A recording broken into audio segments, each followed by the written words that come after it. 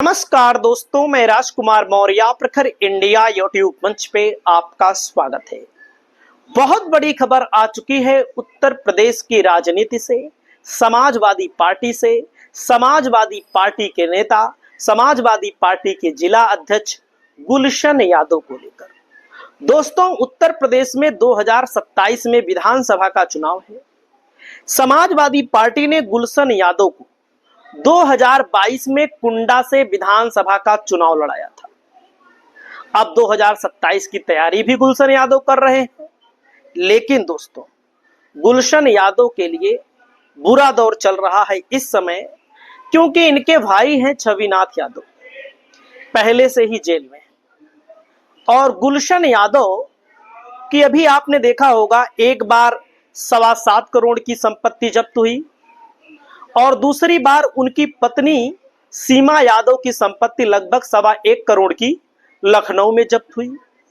और दोस्तों, मैं आपको बताना चाहूंगा, यहां पर प्रतापगढ़ पुलिस की तरफ से मोस्ट वांटेड अपराधी घोषित कर दिया गया है। मोस्ट वांटेड अपराधी घोषित करने के बाद इनाम भी रख दिया गया है, 25,000 रुपए का इनाम।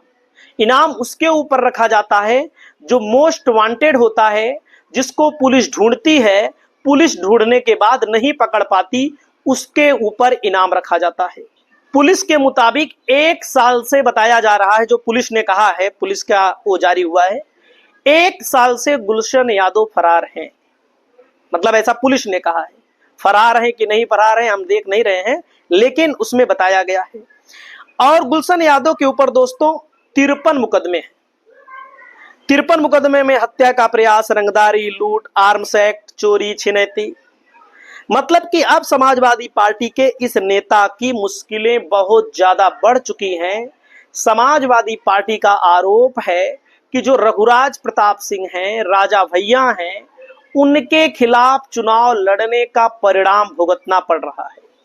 क्योंकि राजा भैया के खिलाफ पहली बार, एक तरह से आप पहली ही बार मानिएगा, समाजवादी पार्टी ने अपना प्रत्याशी खड़ा किया, पहली बार। क्योंकि समाजवादी पार्टी उसके पहले राजा भैया को कुंडा में समर्थन देती रही है और राजा भैया बड़े बड़े वोटों के अंतर से चुनाव जीतते रहे। मैं आपको बताना चाहूंगा, 22 में जब जीते राजा भैया, 30,315 वोटों से जीते।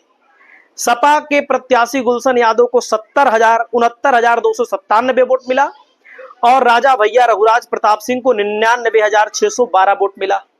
जितनी बार राजा भैया लड़े हैं, अगर आप चेक करेंगे, 2017 में 1,03,000 से जीतने वाला प्रत्याशी 2022 में 30,000 पे आ गया।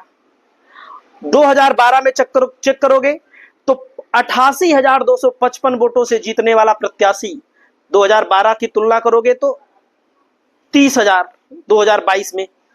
और दोस्तों 88,000 से 1,03,000 से जब मायावती जी की सरकार बनी थी तो निर्दलीय लड़े थे राजा भैया, 2007 में 53,000 वोटों से चुनाव जीते थे। तब की बात मैं बोल रहा हूं, बसपा से शिव प्रकाश मिश्रा सेनानी जी लड़े थे। 2002 में दोस्तों निर्दलीय 81,000 वोटों से चुनाव जीते। 1996 में 80,000 वोटों से चुनाव जीते। 1993 में 67,000 वोटों से चुनाव जीते। अब आप सोचिएगा, 1993 से लगातार 80,000, 1,67,000 सबसे कम था। लेकिन जब 2022 में समाजवादी पार्टी ने अपना प्रत्याशी मैदान में उतारा, तो समाजवादी पार्टी का जो प्रत्याशी है दोस्तों, यहां पर कितने वोटों से चुनाव हारा? केवल 30,000 वोट से। 30,000 वोट भी बहुत होता है। और मोहम्मद शमी 2002 के बाद सपा ने अपना प्रत्याशी नहीं उतारा था। 2002 में सपा को केवल 6,768 वोट मिला था। और उसके पहले दोस्तों समाजवादी पार्टी अपना प्रत्याशी उतारती रही है। 1996 में मान लीजिए समाजवादी पार्टी की उतनी मजबूत स्थिति भी नहीं थी। 1992 में समाजवादी पार्टी बनी थी। 92 में 22,000 वोट मिला था समाजवादी पार्टी को, फिर 6,000। 96 के बाद 2002 के बाद समाजवादी पार्टी ने अपना प्रत्याशी उतारा। तो दोस्तों जहां पर 80,000, 1,00,000 वोटों से चुनाव जीत रहे थे राजा भैया, वहां पर 30,000 पर रुक गए। तो समाजवादी पार्टी का आरोप है, अखिलेश यादव का आरोप है कि राजा भैया चुनाव हारने वाले हैं। हारेंगे कि नहीं हारेंगे, चुनाव होगा तो पता लगेगा। लेकिन अब कहीं ना कहीं समाजवादी पार्टी के लिए मुश्किल परिस्थिति यह बन चुकी है कि समाजवादी पार्टी का प्रत्याशी गुलशन यादव चुनाव लड़ पाएगा कि नहीं लड़ पाएगा, क्योंकि गैंगस्टर मोस्ट वांटेड घोषित कर दिया गया है। मोस्ट वांटेड में 25,000 का इनाम घोषित कर दिया गया है। बताया गया है 1 साल से गायब है। अब इनकी गिरफ्तारी सुनिश्चित है। अब ये जानिएगा, पुलिस अब इनको गिरफ्तार करेगी। गिरफ्तार करने के बाद क्या कार्यवाही की जाती है, इसके ऊपर डिपेंड करेगा कि गुलशन यादव चुनाव लड़ पाएंगे कि नहीं लड़ पाएंगे। वैसे तो चुनाव लड़ना अब ये मान लीजिए मुश्किल है। अब खुद नहीं लड़ पाएंगे तो उनकी पत्नी चुनाव लड़ सकती हैं, सीमा यादव, या उनके भाई छविनाथ यादव काफी दिन से जेल में बंद हैं, अगर वे छूट कर चले आए तो वे चुनाव लड़ सकते हैं। दरअसल दोस्तों, समाजवादी पार्टी यहां पर प्रयास कर रही है और सच्चाई यही है कि समाजवादी पार्टी का पीडीए फार्मूला अगर काम कर गया तो समाजवादी पार्टी इस सीट को चुनाव में जीत के तौर पर तब्दील कर सकती है, काम कर गया तो। क्योंकि राजा भैया जैसे 30,000 पे आए, उन्होंने अपने कील कांटे दुरुस्त करने शुरू कर दिए हैं। ये सब कील कांटों का ही भाग माना जा रहा है जो उनकी संपत्ति जब्त की जा रही है। हालांकि कोई मेहनत की संपत्ति नहीं है, ये भी हम आपको बता दें, क्योंकि ये सब राजा भैया के लिए काम करते थे और ये लोग भी कोई साधु महात्मा नहीं है। आप जान लीजिएगा, ये मत सोचिएगा कि देखो, हम एकदम साफ बात बोलते हैं, क्योंकि अपराधी अपराधी होता है, चाहे जिस पार्टी का हो, चाहे सपा का हो, चाहे भाजपा का हो। हाँ, सपा वाले के ऊपर कार्रवाई हो रही है, जो भाजपा का साथ दे रहा है उसके ऊपर कार्रवाई नहीं हो रही है। पूरे उत्तर प्रदेश का यही मामला है, पूरे प्रदेश, पूरे राजनीतिक माहौल का यही मामला होता है। सत्ताधारी पार्टी के साथ आप रहोगे तो कार्रवाई होगी, सत्ताधारी पार्टी के साथ नहीं रहोगे तो कार्रवाई नहीं होगी। सत्ताधारी पार्टी के साथ आप नहीं रहोगे तो कार्यवाही होगी, और सत्ताधारी पार्टी के साथ रहोगे तो कार्यवाही नहीं होगी, और नहीं रहोगे तो होगी। यही कारण है। तो यहां पर जो जातिगत समीकरण है दोस्तों, मैं आपको बता दूं, दलित बहुत वोटर है, 90,000 पासी वोटर का दबदबा है। और मैं आपको बता दूं, मुस्लिम वोट 60,000 है। 90,000 दलित, मुसलमान 60,000। और कुछ मुसलमान भी गुलशन यादव को नहीं पसंद करते, भी हम आपको बता दें। कुछ यादव भी नहीं पसंद करते, क्योंकि ये लोग भी आपराधिक प्रवृत्ति के लोग हैं, कोई आसान उस तरह के लोग नहीं है। एकदम सटीक बात है। जैसे कुर्मी यहाँ पर 40,000 है, कुर्मी निर्णायक मतदाता 40,000 है।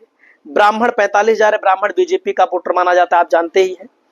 ठाकुर 20,000 ही है, तब राजा भैया यहाँ चुनाव जीतते हैं। बैस यहाँ पर 15,000 है, मौर्य यहाँ पर 15-16,000 है। अन्य की आबादी यहाँ पर 20,000 है।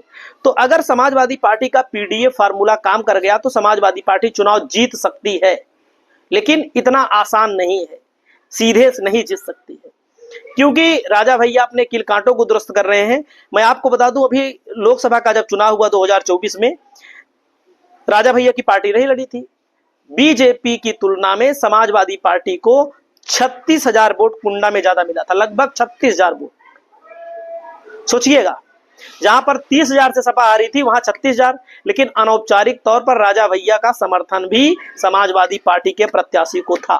तो दोस्तों, आपको क्या लगता है कुंडा से गुलशन यादव को लेकर? अब गिरफ्तारी होना सुनिश्चित है, पुलिस ढूंढेगी, पकड़ेगी, गिरफ्तार करेगी, क्योंकि मोस्ट वांटेड घोषित कर दिया गया है। आप अपनी राय को बताइए। नमस्कार।